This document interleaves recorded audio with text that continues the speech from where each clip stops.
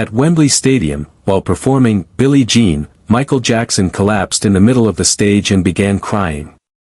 The music stopped. 80,000 people fell silent. What happened next would become the most heart-wrenching moment in music history, and what Michael confessed that night would change how the world saw the king of pop forever. It was July 16, 1988. The Bad World Tour had been selling out stadiums across Europe, but tonight was different. As 80,000 fans packed Wembley Stadium, none of them knew they were about to witness something that would break their hearts and heal them at the same time. Michael Jackson had been performing flawlessly for 2 hours. The crowd was electric, moving as one massive organism to every beat. Billie Jean was next, his signature song, the one that never failed to send audiences into a frenzy. The familiar bass line started pumping through the stadium speakers, and Michael glided across the stage with that otherworldly grace that made him seem like he was floating. But in the VIP section, something extraordinary was unfolding. 7-year-old Emma Martinez sat in her wheelchair, wearing her favorite red dress and a Michael Jackson glove that was 3 sizes too big for her tiny hands. Her parents had spent their life savings to bring her here from Spain. Emma was losing her battle with leukemia, and the doctors had given her 3 weeks to live. This concert was her final wish. Michael Jackson was in the middle of his iconic moonwalk when something in the crowd caught his eye. In that moment, everything changed. If you want to know how one look between a superstar and a dying child created the most beautiful moment in music history, subscribe now because this story will restore your faith in human connection. Emma's mother, Maria, was holding up a handmade sign that read, "Michael, Emma is dying. Please wave to her. You are her hero." But it wasn't the sign that stopped Michael in his tracks. It was Emma herself. Even from the stage, he could see her thin face glowing with pure joy, her small hands trying to clap along despite the 4 tubes attached to her arms. Michael had been performing for over 20 years, since he was 5 years old. He had played for presidents, royalty, and millions of fans around the world. But something about this little girl in the red dress pierced through all the noise, all the lights, all the spectacle. For a moment that felt like eternity, the king of pop was just Michael, a man looking at a child who was fighting for her life. The music continued pumping, but Michael had stopped moving. The backup dancers kept going, confused by their leader's sudden stillness. The crowd began to notice something was wrong. Whispers rippled through the stadium like waves. Michael walked slowly toward the edge of the stage, his eyes fixed on Emma. He could see her parents crying, not from sadness, but from the overwhelming joy of seeing their daughter so happy. Maria was pointing at Michael, mouthing, "Thank you," over and over again. But Michael Jackson wasn't done. He was about to do something that would shatter every protocol, every rule of performance, and touch the soul of every person in that stadium. Michael raised his hand, and the music stopped. Dead silence fell over Wembley Stadium. 80,000 people held their breath. In the history of the venue, nothing like this had ever happened during a live performance. "Ladies and gentlemen," Michael's voice echoed through the stadium, soft and trembling with emotion, "there's someone very special here tonight. Someone who reminds me why we do this, why music exists, why love matters." Security guards looked at each other in confusion. This wasn't in the script. The tour manager was frantically trying to get Michael's attention from the wings, but the superstar wasn't looking anywhere except at Emma. "Emma," Michael said into the microphone, and somehow, his voice carried her name like a prayer across the entire stadium. "This song is for you, beautiful angel." Emma's parents broke down. Maria collapsed into her husband's arms, sobbing uncontrollably. In her wheelchair, little Emma placed both hands over her heart, as if trying to keep it from beating right out of her chest. Michael began singing Billie Jean again, but this time it was different. This time it wasn't a performance, it was a conversation between 2 souls. His voice cracked with emotion as he sang, pointing to Emma during every chorus, transforming a song about denial and betrayal into a declaration of love and hope.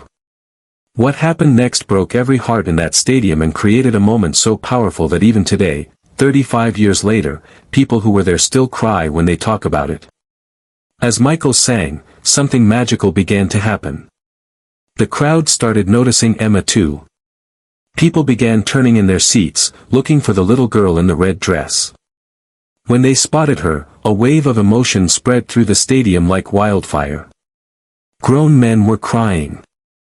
Mothers were holding their children tighter. Teenagers who had come to scream for their idol found themselves wiping away tears. But Michael wasn't finished. As the song ended, he did something unprecedented. He walked off the stage, past security, past the barriers, and straight into the VIP section. The crowd erupted in cheers and sobs as they realized what was happening. Michael knelt beside Emma's wheelchair, took her tiny hand in his, and whispered something that only she could hear. Emma's face lit up with a smile so bright it seemed to illuminate the entire stadium. She reached up and touched Michael's face, and in that moment, the king of pop and the little girl who was fighting for her life became the center of the universe. From her pocket, Michael pulled out a small white glove, one of his famous sequined gloves, and gently placed it on Emma's hand. "This is yours forever," he whispered. "Every time you wear it, remember that you're the bravest person I've ever met." Emma couldn't speak. She was too overwhelmed, too happy, too alive.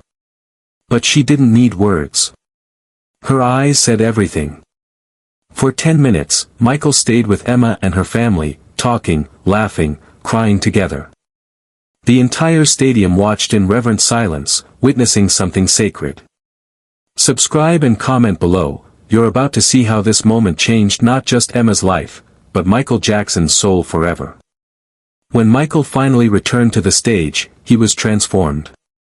The rest of the concert wasn't just a show, it was a celebration of life, love, and the power of human connection. He dedicated every song to Emma, and by the end of the night, 80,000 people were singing not just for Michael Jackson, but for a brave little girl in a red dress. But the story doesn't end there. Emma's parents later revealed that she had been given 3 weeks to live. After that night at Wembley, she lived for 8 more months. The doctors couldn't explain it medically, but Emma's mother knew. That night, Michael gave her a reason to fight, Maria said in interviews years later. He made her feel like the most important person in the world. Michael stayed in touch with Emma's family throughout those 8 months. He called her every week, sent her gifts, and even arranged for her to visit Neverland Ranch twice. When Emma finally passed away in March 1989, she was wearing Michael's glove. At Emma's funeral, her parents played the recording they had made of Michael singing Billie Jean that night at Wembley, not the official version, but the one he sang just for her, with his voice full of love and breaking with emotion. Michael Jackson never spoke publicly about that night in detail, but close friends said it changed him forever. After Emma, Michael understood his purpose differently, said his longtime friend Elizabeth Taylor. He realized that his gift wasn't just about entertaining, it was about healing.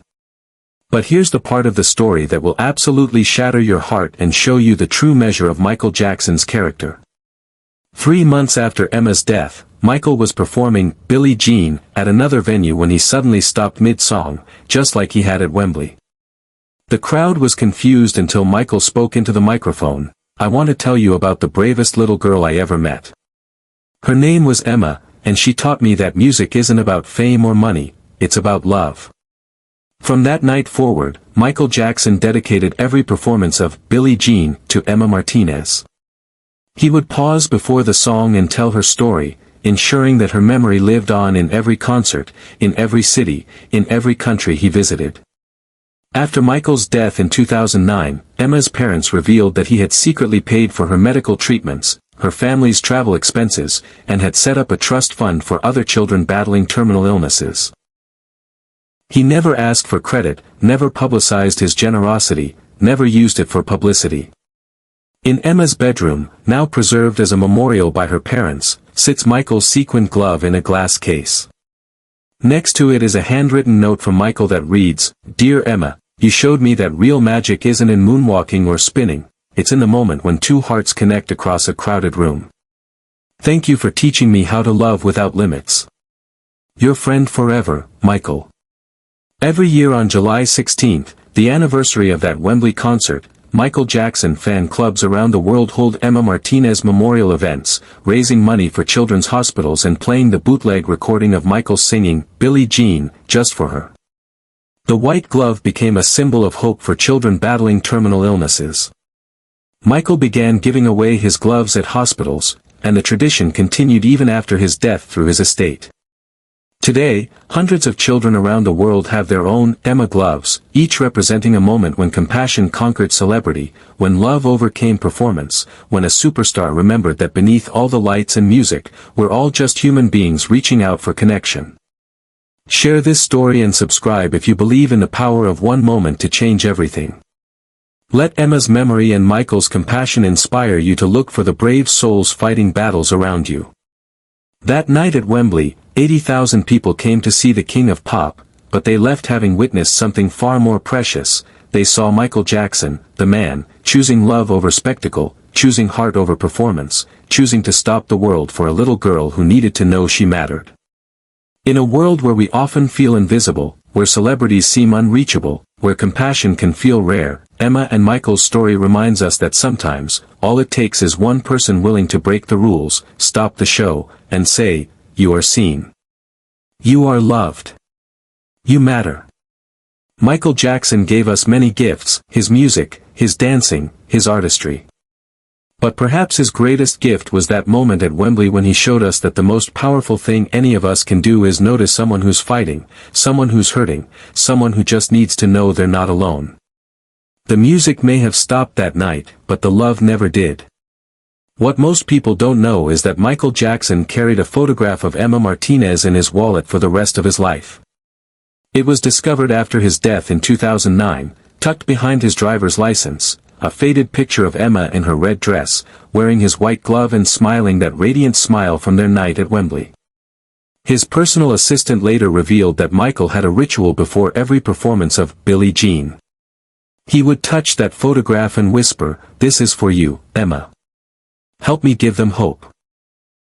It became his way of channeling her spirit, her courage, her pure joy into every show. The impact of that one night rippled far beyond what anyone could have imagined. Emma's story inspired Michael to create the Heal the World Foundation, just 2 years later. While the foundation became public knowledge, what remained secret was that it was Emma's mother, Maria, who helped Michael design the programs for terminally ill children. "Michael would call me crying," Maria revealed in a rare interview after Michael's death. He would say, "Maria, I met another Emma today at the children's hospital. How do I help her family? How do I make sure she knows she's loved?" Maria became Michael's unofficial advisor for his charity work, helping him understand what families facing childhood terminal illness really needed. The white glove tradition grew beyond anything Michael had initially imagined. Children's hospitals across America began requesting visits, and Michael would arrive with boxes of specially made gloves, smaller versions for tiny hands, signed with personal messages. Each glove came with a card that read, "From Emma's friend, Michael. You are braver than you know." But perhaps the most touching detail emerged from Michael's estate after his passing.